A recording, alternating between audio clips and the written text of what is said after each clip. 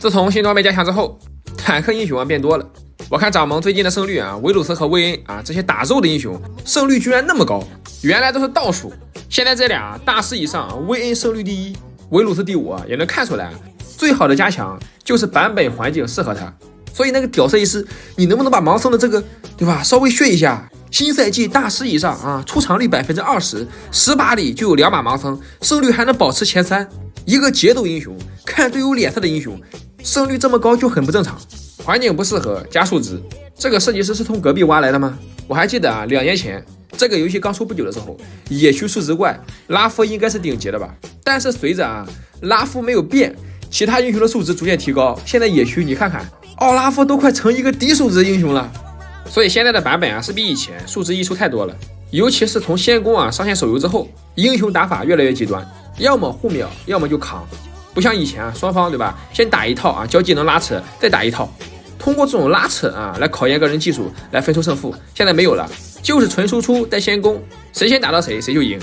现在哪还有半肉呀都是追求输出要么就追求全肉。像现在全肉里比较猛的就是蒙多，尤其是打野蒙多我也遇到过，确实是很肉。你像现在你用常规 AD 比如说霞吧，这个英雄在以前的版本，不管是高分段还是低分段，都是非常强的伤害高能自保，尤其是优势局对面切不了你。但是这个版本有点力不从心了你像现在什么新之刚万豪新之刚蒙多什么的，你玩霞哪怕下路是优势，一到打团你会发现你把你的输出时间全浪费在前排身上了，还不一定打得死。所以现在我经常看就是这个霞被翻盘，不像以前是你不小心被切了，然后对面翻了。现在你玩霞被翻盘就是对面的前排太肉了，你一个优势的霞大部分的时间都在打肉，其他队友一倒你也无力回天。所以上个版本吃尽红利的普攻型 AD 现在基本上胜率都倒数，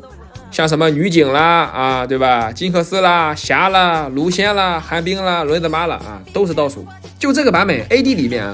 你要么基础数值高，上来就能打架，要么就是有百分比伤害，要么就是跟劲一样有功能性。所以传统的普攻流 AD前期基础数值低需要装备，好不容易发育起来了对面的钢门也叠起来了，你又打不动所以说这个版本 AD 位里面最好用的还得是维鲁斯。因为薇恩这个英雄虽然说现在胜率最高，但是能把它玩好的没有几个。我遇到的薇恩厉害的是真厉害菜的是就对面杀他跟补兵一样简单。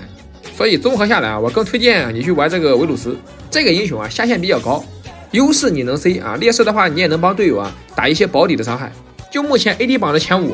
一个薇恩、泽利、萨米拉、德莱维还有维鲁斯，这5个英雄里我真的只推荐练维鲁斯，因为前4个英雄上下差距太大了，真的不适合你就是对吧，除非你本来就玩得很好。当然我说的这个好是在你自己目前的分段里用这些英雄3把里最起码有1把 MVP 的这种，不是说你玩的多那就玩得好我之前见了一个对吧1000多把的德莱维，赛季末东市局被 EZ 打爆了。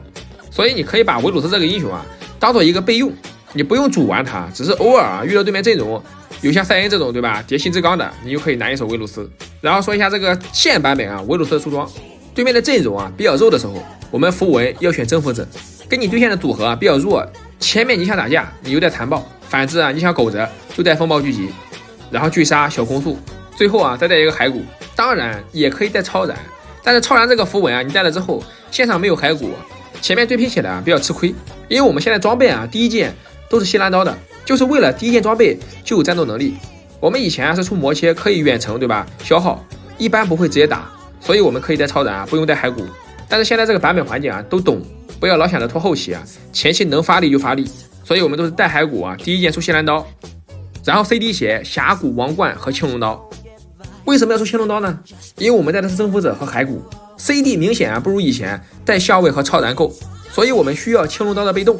开大之后呢，减少我们这个基础技能的 CD， 最后一件可以补重伤或者来一个破盾。这一套是现版本维鲁斯专门打肉的。当然如果你不看阵容的话，就是我就想玩维鲁斯打对面脆皮阵容的话，你可以把符文改成校尉，然后第2件装备做3项，后面再出峡谷，这一套也是不错的。打脆皮阵容效果很好，别问我为啥知道，我就被对面吸蓝刀3项维鲁斯吊起来打过。一开始我认为对吧，什么垃圾出装吸蓝刀和3项一起出脑瘫吧，结果大招一捆对吧，又 A 又射瞬间给我融化了。这些出装全是我在排位里跟那些高手学的，我从来不会自己去研发只有别人用这个出装对吧，把我打得很惨，那我才会去用。就算是打野卢仙，对吧？那也是有前车之鉴啊，有参照啊，我才会去用。来到这波团战啊，先捆凯南，卡了金身，一剑带走，然后往前走，对吧？瞄准一剑收掉诺手啊，来正面 A 这个卡莎，他隐身，我们先杀这个娜美 ，Q 技能收掉，再闪过来补个平 A， 直接4杀啊，还剩最后一个，这里满血的赛恩，他新之刚叠得很爽，但是没有用 ，A E 减速。打这种比较肉的英雄啊，我们先 A， 然后大招打一层枯萎，再 Q 打一层枯萎，再 E 打一层枯萎，再 Q 打个枯萎，直接5杀。就这一波不叫百步穿杨，知道吗？叫辕门射戟。然后这边我找到个机会啊，破盾大招双凯南，提前给对面最关键的 C 位秒了，然后直接开龙啊！大家一定要记住，即使打野有惩戒，也没有对面打野跟他抢龙，并且给他提供了视野，也一定要做到啊！野怪到达1000血 ，WQ 自己来。这一波就是血的教训啊！我寻思也没人给你抢，对吧？我就提前把这个枯萎打了，结果他还真就被娜美给抢了。这边对面用大龙啊，直接反推我们。然后这一波的话啊，露露被秒了，没有给我大，我被鸟打死了。他们又管不了赛恩啊，赛恩一直拆，马上就要复活了啊！远古龙刚出来，鱼人还送了。我复活之后啊，逮捕了这个偷塔的赛恩。然后对面想趁我们家打野不在啊，动这个远古龙，我们也同时给压力，不让他们拿。这边的话，卡莎过来隐身偷袭，我们先 Q 一下，万豪背过去直接打，但是这一拳还没打出来就被秒了。鱼人赶到，大招还空了，但是好在啊，这波团我们打赢了啊，最后还剩一个诺手，我们直接收掉。然后他们要拿这个远古龙啊，露露回家了，我怕我去的话，卡莎给他们杀了，但是露露守不住超级兵啊。虽然输是输了啊，但是维鲁斯这个强度你们也看到了，确实挺不错的。